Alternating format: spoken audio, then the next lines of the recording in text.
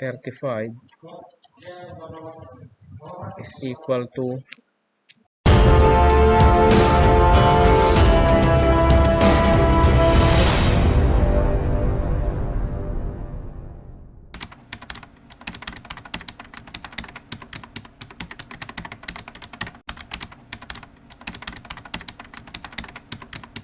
Okay, so pag-usapan naman natin ngayon yung solution doon sa naunang sample exercise natin doon sa video na in-upload natin the other day.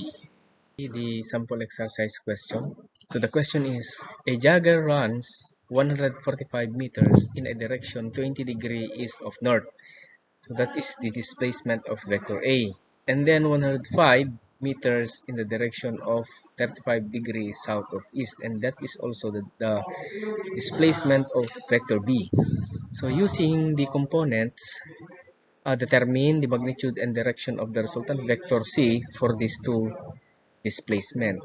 Okay, so the unknown is the C and of course the theta. Okay. So, kung i-analyze natin yung question na ito, yung unang statement niya dito, which is the vector A, okay. So, unang-una, mag-plot muna tayo ng XY direction, or XY plane, rather, okay. So, bali ganito siya. Okay. So, plot muna tayo. So, this is our Y, and this is our X, okay. So, unang tinakbo daw nung jogger is 145 in the direction of 20 degrees east of north. Ibig sabihin galing siya ng north papunta ng east, paganyan. Okay? And since nandito yung east natin sa positive x-axis.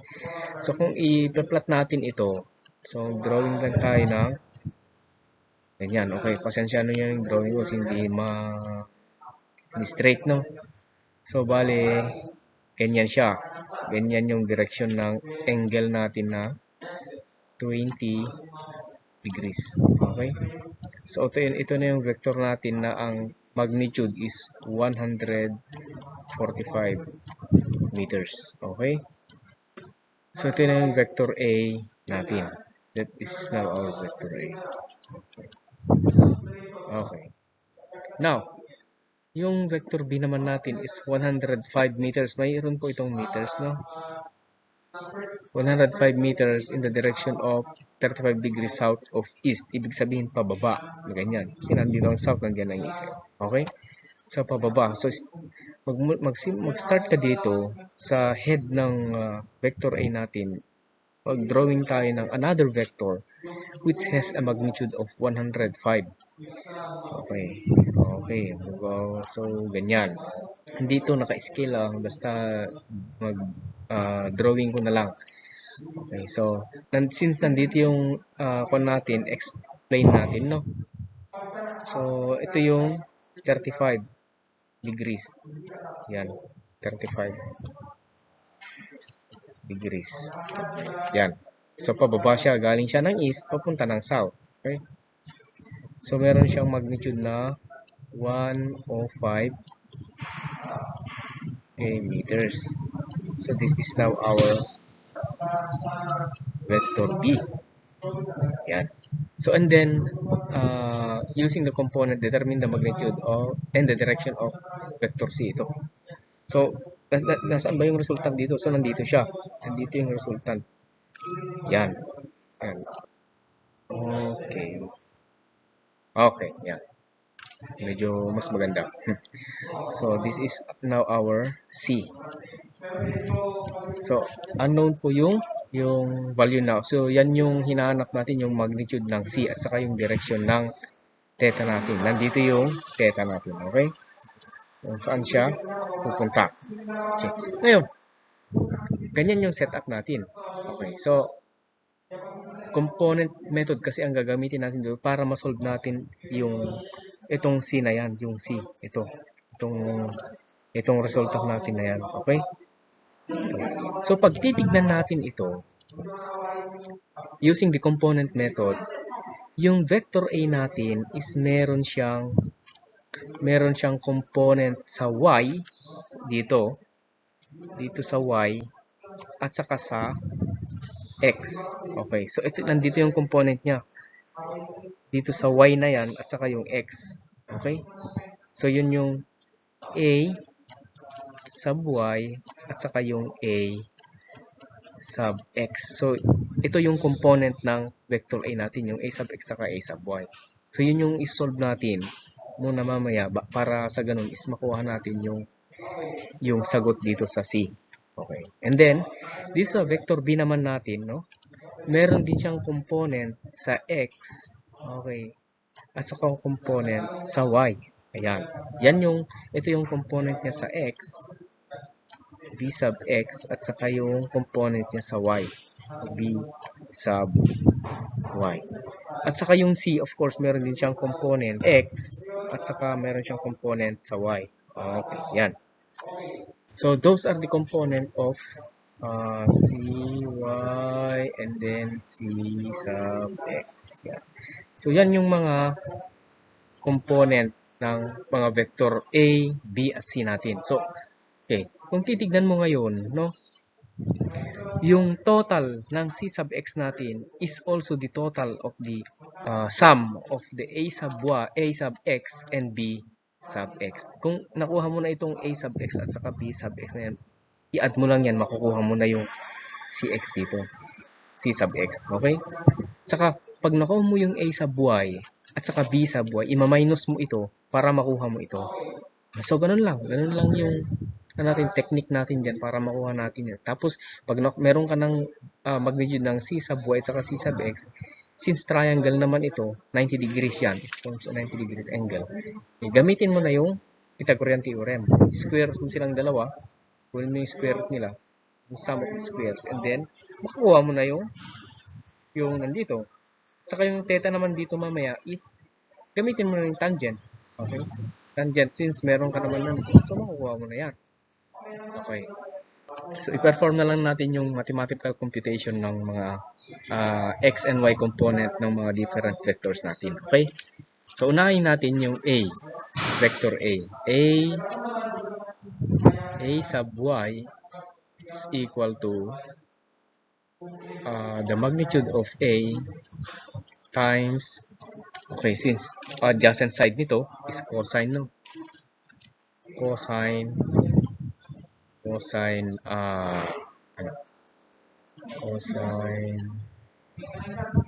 20. Cosine 20 degrees. Okay? Or, equal, ano ba yung magnitude ng A? 145 meters times the cosine of 20 degrees. Okay. So, A sub y natin ngayon, 136.25. 136.26 meters. So, yun yung A sub y natin.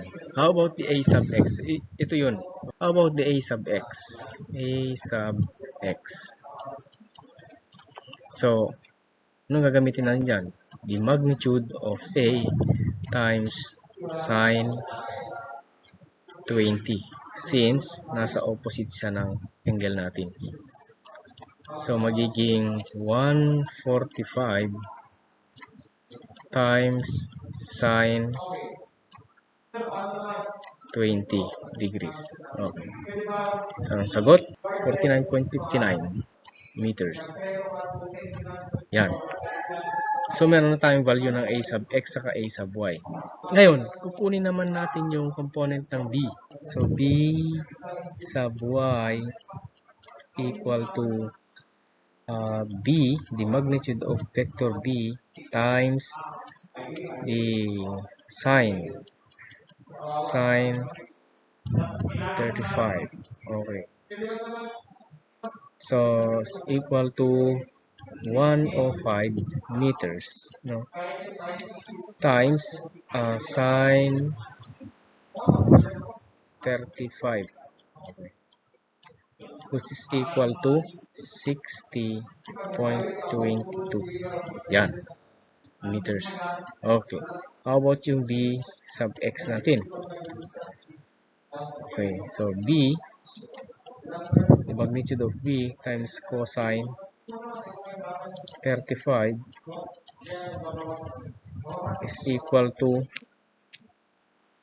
105 meters times cosine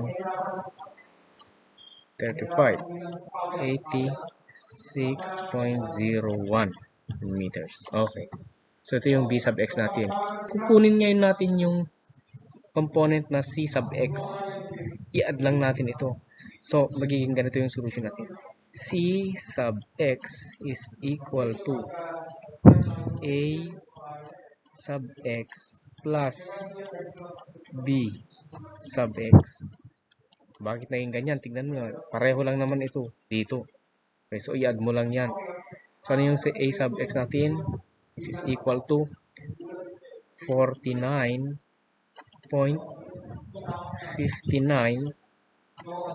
meters plus 86.01 meters, which is equal to 135 plus 49.59, 135.6, 135.6 meters. Okay.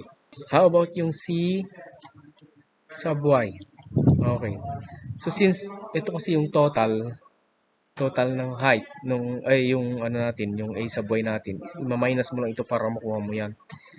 So magiging A sub y minus B sub y. Magiging minus siya kasi kung titignan niyo yung vector, yung ano nila, pataas ito, pataas na ganyan. Tapos ito naman is pababa. Okay? So, by looking into the tawag dito, yung vector addition, kung i-add mo A sub y plus negative B sub y ang kanyan, ang mangyayari dyan. Tapos, pag perform mo na yun, magiging subtraction yun. Okay? So, i-diretso na lang natin. Okay, so 136.26 meters minus 60.22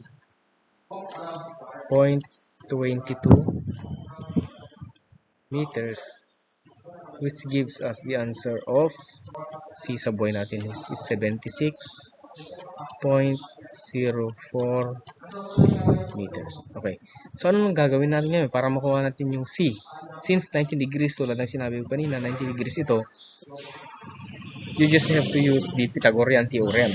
C is equal to the square root of C sub x square plus C sub y square. So, C is equal to, ano yung sub x natin? The square root of 135.6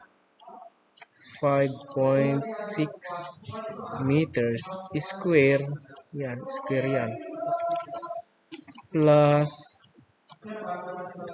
76, okay, 0.04 meters square. Yan.